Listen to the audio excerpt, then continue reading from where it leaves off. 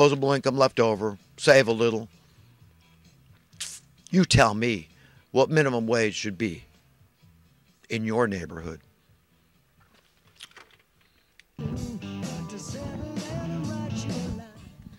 Yeah, people need to ask each other, are you 100% okay with being on the other side of your business transactions, your business affairs? Are you living by the golden rule? If not, do you understand that you're being a hypocrite? And you're trying to, how are you going to justify that? What are you going to rationalize that to God? You going to teach God a thing or two about what's what? And say, well, God, you understand I was financially insecure. I was afraid, so this is why I did it. It's not going to fly, my friends. It's not going to hold water. There's no excuse for cowardice. There's no excuse for cowardice or wrong values. These are choices. These are prerogatives we make as individuals. Okay? And if there's one thing God isn't, that's stupid. And you're going to have to stand before God and give account someday. You understand? This is serious stuff. And I don't want anybody's blood on my hands or head. And I think you should adopt that same and embrace that same idea. Is that, hey, if you don't warn somebody and they end up squeaking their way into hell, and you think you're going to be saved because your heart is pure, well, just always remember, those are souls you could have saved. Those are friends you could have won for God. And you missed the opportunity to try like hell. Try your damnedest. Give it your level best. Give it the old college try at least to try to win them over and convince them, hey, you're on the wrong track. Your values are screwed up here. You're not living by the golden rule. And you're practicing cowardice and fear. I mean, that's not going to fly. That's not going to cut the mustard. That's not going to hold water. Okay, you're going to be destined to hell with your wrong values that you have chosen of your own free, conscious will and accord.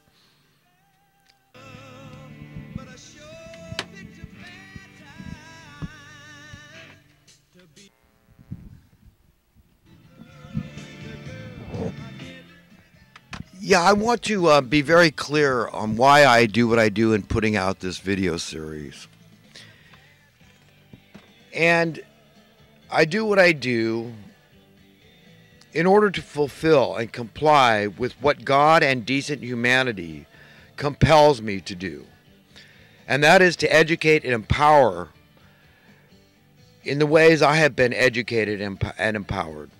My intent is not to be right for the sake of being right, but instead it is my love of logic in a sick and illogical, money, satanically based world system we euphemistically refer to as reality. It's just our reality. It's just the way it is. It's normal. Okay, there's got to be a rhyme and a reason. Somehow it's all got to make sense, right? That's what we're told. But it's bull. It's a lie from the pit of hell to keep us stupid, to keep us from uniting, unifying, and coming against the monsters.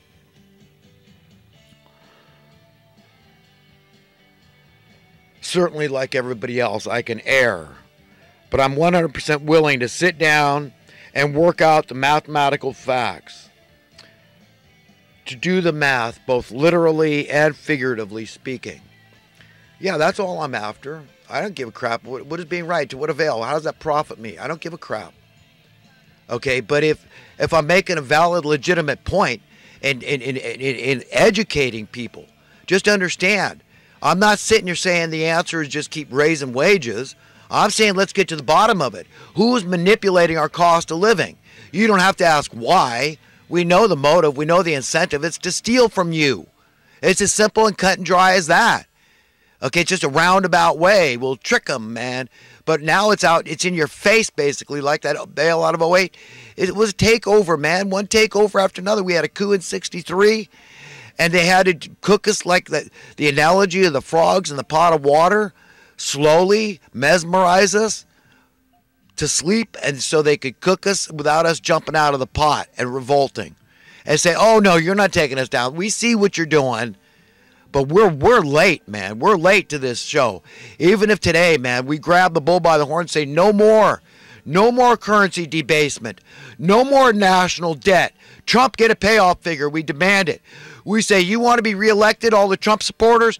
Say, dang it, get a payoff figure. Talk to the people at the United States Treasury. Say, can we get an alternative, optional currency out there, a competing currency? Can I be a true capitalist? Can I pull a JFK and put these scum-sucking maggots out of business? That's what all these people that support Trump need to do. Breathe down his neck. You want to be reelected? Then do that. That's what you want. And the Democrat, the same thing. You want to do? You're just going to be another feckless pustule excuse for a president, or are you going to do something tangible, something concrete, something momentous for the people? And yes, risk your neck, or are you going to be a coward, a feckless pustule?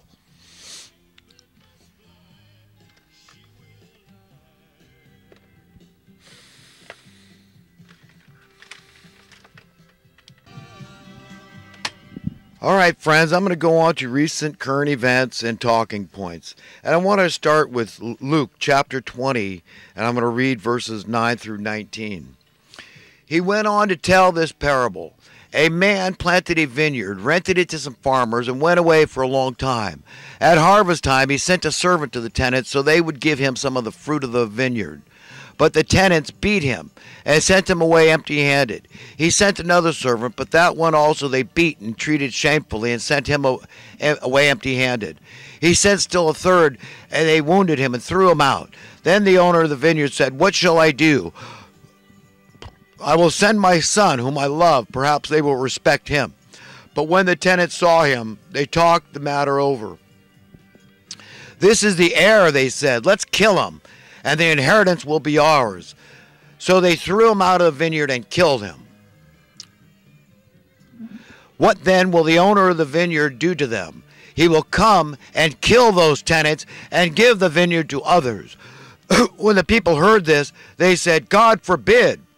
Jesus looked directly at them and asked, "Then what is the meaning of that which is written? The stone the builders rejected has become the cornerstone. Everyone who falls on that stone will be broken to pieces. Anyone on whom it falls will be crushed." The teachers of the law and the chief priests looked for a way to arrest him immediately because they knew he had spoken this parable against them, but they were afraid of the people. See, Jesus, he's saying he is that cornerstone, that capstone. This is it. There's nobody else to come.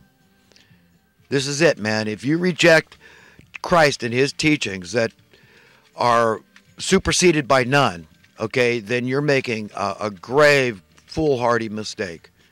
This is good stuff, man. This is good stuff, but that's the way it is. And these people are the same element, caliber, mentality of people today that are running the show. They're haters of the truth, the whole truth and nothing but the truth. They want you to be dumbed down, ignorant, confused, disempowered, discombobulated, ineffectual, feckless, like... That's it, man. That's it. They want just take the path of least resistance. Ignorance is bliss. Go with the flow. Be complacent. Be indifferent.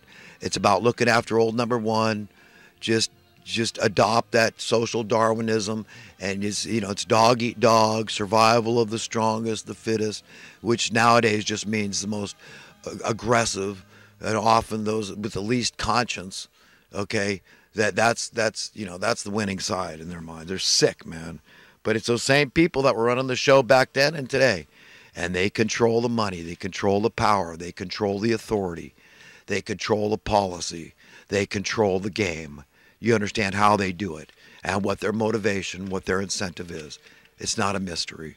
It's spelled out in black and white. Okay?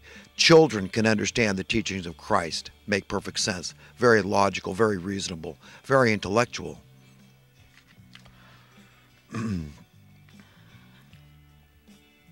Last week I said this business about familiarity breeds contempt, but that was cliche. I mean, in some cases, yes, that's true.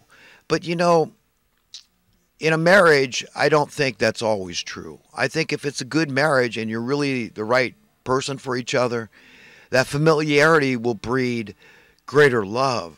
I talked about my first beloved, I got married to. I've only been married once. And it got better and better and better for me. So familiarity with her just turned me on more and more and more. And that's the person that, you know, I really helped me to grow as a person and made me a better human being. It was like metal sharpening metal. It's a reference to King Solomon talked about this and referenced one believer sharpening another. You know, like metal sharpens metal. And so it gets better and better. But there is, I suppose, certain circumstances where that could be true. When people aren't 100% committed and all in a relationship, that can happen. But as far as independence go, you know, it's just like this whole concept of a man cave. Well, there's women caves too. Women like their privacy. You know, everybody can enjoy their privacy. And I mean, you can't be cooped together in a small space too long, I don't think.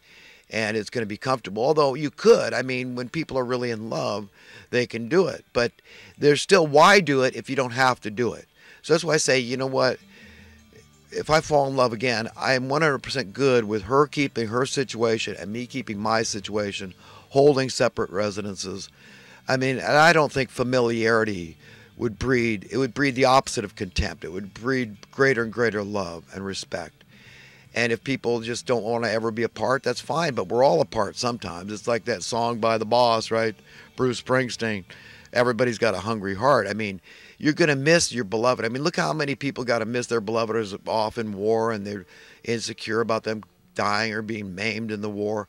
I mean, we all go through this. So, you know, I take issue with the familiarity breeding contempt. I really do. And even though I can parrot some of these stupid sayings, I don't necessarily believe that, especially when it comes to being in a 100% committed relationship. And that's what I want. I just want one woman. I've had a long, long time of being single to think about this. I mean, as much as there's a side of me that toys, I mean, I just would like to grab every attractive single woman in the world and say, hey, you want a man? Here, you know, let's sleep in this big giant bed together and I won't violate any of you. I'll respect you. I just love your femininity. I love females. I mean, it's tough. I mean, for a man to live single, I don't believe a man can ever be content being single. I have a very difficult time about that, and I don't make any bones about that. I'm very unabashed about that. I mean, just the other day, I was shopping for an entry rug, you know. Different people call them different things, but, you know, not the one outside, that's the doormat, but the one when you first walk in your house, right? And I went to one of these import stores locally here, you know, with specialized in gifts and artistic knickknacks and whatnot. And, you know, I get to the counter to pay for my rug, and this gal, I mean, she couldn't have been any more than 18. Pretty, blue eyes, blonde hair gal.